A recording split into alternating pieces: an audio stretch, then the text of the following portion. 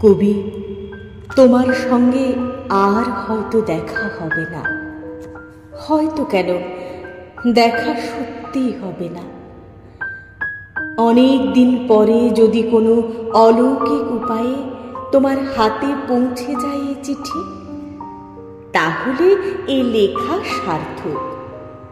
নইলে পড়ে থাকতে থাকতে আমারই মতো এই সামান্য চিঠিও একদিন ফুরিয়ে যাবে, হারিয়ে যাবে বরাবরের মতো। কবি, আমায় তোমার মনে আছে? আমি শঙ্খমালা, মেঘমালার ছোট বোন শঙ্খমালা। মেঘমালাকে ভোলনি নিশ্চয়ই? সেই মেঘমালা যার ছিল ভুবন ভোলানো রূপ আর সমীহ জাগানো গুণ, সেই মেঘমালার ছোট বোন আমি শঙ্খমালা। আমার ছিল না কিছুই, না রূপ না গুণ। মেঘমালা স্কুলের পরীক্ষায় ফার্স্ট হতো।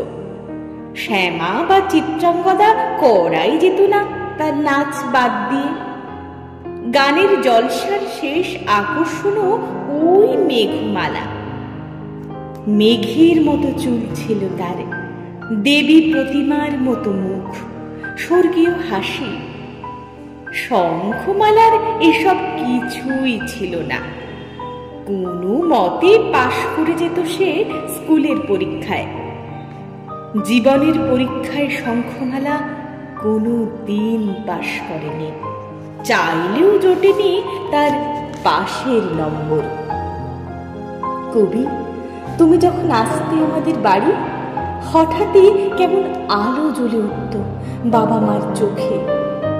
আমার স্কুল মাস্টার বাবা, যিনি আজীবন বই নিয়েই কাটিয়ে গেলেন সকাল সন্ধে, তার চোখে তুমি ছিলে হীরের টুকরো।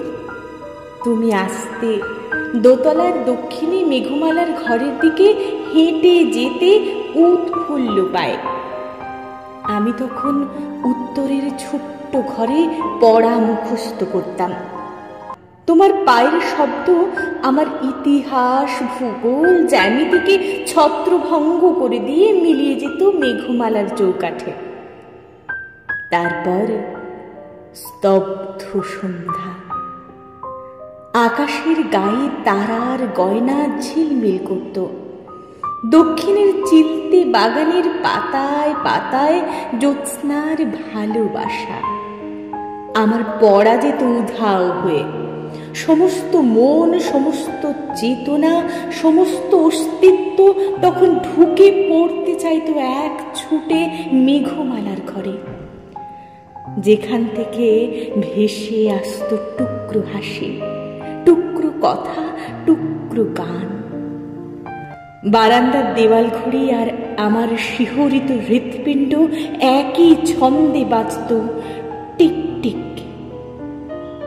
বাবার চোখে তুমি ছিলে হীরের টুকরো। আমি ভাবতাম কাচের ঠুনকো পৃথিবীতে তুমি এক অদ্ভুত পাথর। মেঘমালার রূপ তোমায় কবিতা দিত। মেঘমালার হাসিতে তুমি প্রেম খুঁজতে। মেঘমালার আশ্চর্য চোখ তোমায় গান দিত। কিন্তু মেঘমালা দিত না কিছুই। আমি জানি কবি, দিগ্বিজয়ী রূপ নিয়ে মেঘমালা শুধু প্রসন্ন হতো আমার স্তবে, স্বপ্ন দেখত রাজপুত্র আর রাজপ্রাসাদের। সেই স্বপ্নে কবি তোমার বাসে ট্রামে চড়া উদ্ভ্রান্ত চেহারার কোনো ঠাঁই মিলত না। তুমি বোঝনি কবি, আমি বুঝতাম। কবি, তুমি মগ্ন ছিলে মেঘমালায়। শঙ্খমালাকে দেখনি কখনো চোখ তুলে। শুধু দেখেছ বারান্দায় হেঁটে যাওয়ার পথে, উত্তরের ঘরে খাটের উপর বসে এক একটা মেয়ে পড়া মুখস্থ করছে। তার একটা পা শৈশবের পোলিওর অভিশাপে শীর্ণ, হতশ্রী, অসম্পূর্ণ। একটা পঙ্গু মেয়ে জ্যামিতির উপপাদ্যের ফাঁকে ফাঁকে জীবনের রূপ, রস, গন্ধ, বর্ণের জন্য আকুল হয়ে থাকত। তার দিকে তাকাওনি কখনো চোখ তুলে। মেঘমালার অযত্নে ফেলে দেওয়া, উড়িয়ে দেওয়া তোমার প্রতিটা কবিতা, প্রতিটি টুকরো কাগজ শঙ্খমালা রেখেছে তুলে আপন আশ্রয় অন্তরে।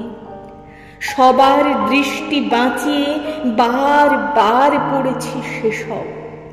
রোমাঞ্চিত শিহরিত মনে ভেবেছে বারবার এইসব শব্দ, এইসব বাক্য, সব আমার, শুধু আমার। মেঘমালা চলে গেছে রাজপুত্রের হাত ধরে। তার কিছুদিন আগে থেকেই তুমি আর আসো না, একেবারেই না। কবি, এখনো বসন্ত আসে পাতায় পাতায়, জ্যোৎস্নার আদরে ভাসে দক্ষিণের আগাছা ভরা বাগান। এখনো আদরে হাওয়া, শুধু শঙ্খমালার বসন্ত নেই, কল্পনাতেও নয়। জীবন হারিয়ে গেছে ভুল পথে, গোলক ধাঁধায়, অনাদরে একা, একেবারে একা।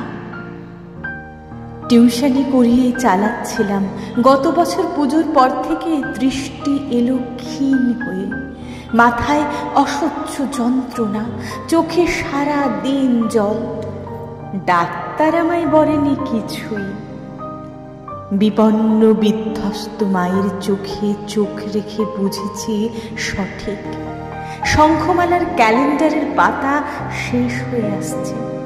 সব শব্দ, সব ছবি দ্রুত আসছে ঝাপসা হয়ে। আরোগ্যের আশাহীন ব্যাধি আমাকে ভালোবেসে ফেলেছে। কবি, একবার তোমায় বড় দেখতে ইচ্ছে করে, খুব ইচ্ছে হয় জানো। উদাসী চোখ, অবিন্যস্ত চুল, অন্যমনস্ক হাসি, খুব দেখতে ইচ্ছে করে একবার। আমার ঘরে আসতে হবে না, হেঁটে যেও মেঘমালারই ঘরের দিকে, খুশি পায় যেমন গিয়েছ বরাবর। আমি শুধু সেই যাওয়াটুকুই দেখতে চাই। তুমি যাচ্ছ, আর আমি বইয়ের ফাঁকে লুকিয়ে রাখা তোমারই কবিতা হাতে নিয়ে তোমার চলে যাওয়া দেখছি। হয় না এমন? আর একবার, শুধু একবার।